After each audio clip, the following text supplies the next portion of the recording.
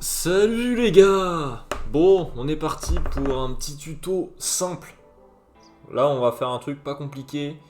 Pour WoW, on est le 10 décembre. Waouh! Putain! Le raid vient de sortir depuis un jour. C'est cool, on est content. Oui. Mais la plupart des gens, ils ont pas les strats. Ça casse les couilles! Du coup, petite vidéo simple, tuto pour les tanks. On va commencer par un petit résumé tranquillement sur ce que fait le boss, etc.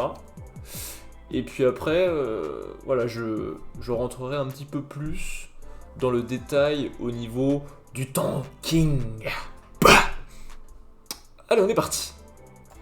Pour cette vidéo, du coup, on va se concentrer juste sur le premier boss qui est Hurlel. Comme promis, je vais vous faire un petit résumé rapide. Donc c'est un boss qui a 3 compétences importantes, on va dire, en normal mode, hein, bien sûr, qui sont importantes à retenir.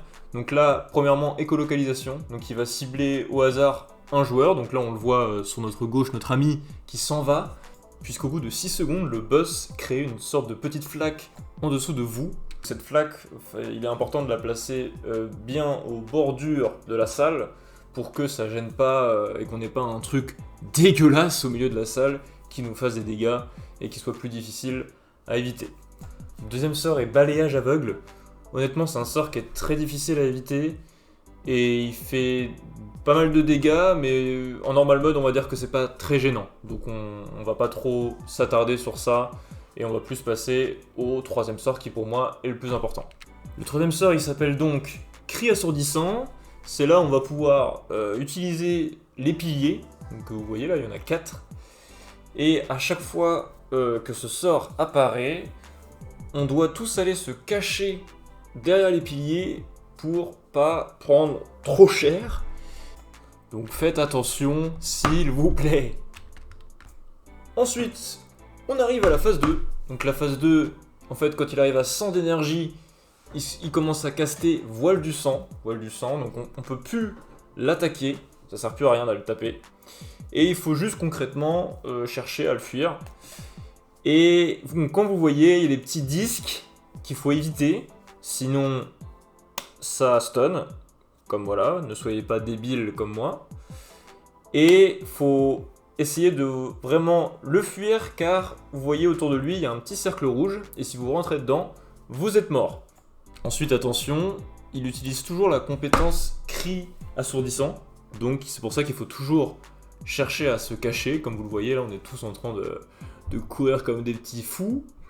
Et voilà, au bout d'un moment il revient à 0 d'énergie, et c'est good, on reprend la phase 1, et etc. Jusqu'à ce que le boss soit mort. Bon, maintenant, on va rentrer dans le sujet qui nous intéresse, bien sûr, au niveau des tanks, donc déjà au niveau du placement. Donc vous avez deux choix, soit vous faites un peu ce que je suis en train de faire actuellement là, c'est-à-dire vous vous mettez au niveau de l'escalier, ce qui va permettre en fait au raid de pouvoir fuir facilement sur le côté là, juste l'angle à droite, quand il va caster cri assourdissant. Alors vous pouvez aussi utiliser les piliers, ils sont là pour ça, pour tout simplement faire la même chose et donc placer le boss juste derrière ou devant un pilier, pour que le raid n'ait plus qu'à contourner tout simplement le pilier pour disparaître de la vision de ce boss extrêmement moche. Donc là on va voir le cri, voilà, dirigez-vous, barrez-vous. On peut se cacher là directement, vous voyez c'est simple, c'est efficace, mais les piliers marchent très bien, la technique des piliers marche très bien aussi. Alors, la deuxième chose très importante qui s'affiche d'ailleurs actuellement sur l'écran, c'est pas fait exprès du tout, c'est la morsure d'exsanguination. Donc ce sort va directement cibler le tank qui a l'aggro et va lui mettre 10 stacks dans la gueule qui vont augmenter les dégâts qu'il reçoit et réduire les soins qu'il va recevoir tout au long de ce combat. Donc pour régler ce problème, très simple, l'autre tank doit prendre l'aggro, ce qui va permettre au tank qui avait les 10 stacks de les perdre au fur et à mesure et ainsi de suite. À chaque fois, on reprend l'aggro. Dès que l'autre tank a 10 stacks, l'autre reprend l'aggro, et etc. Ensuite, comme vous le voyez, on arrive à la phase 2, on l'a déjà vu, on connaît. Donc là, en tant que tank, c'est assez simple, pas grand chose à faire. On a juste à courir comme tout le monde. Si vous êtes paladin comme moi, vous pouvez faire des petits heals.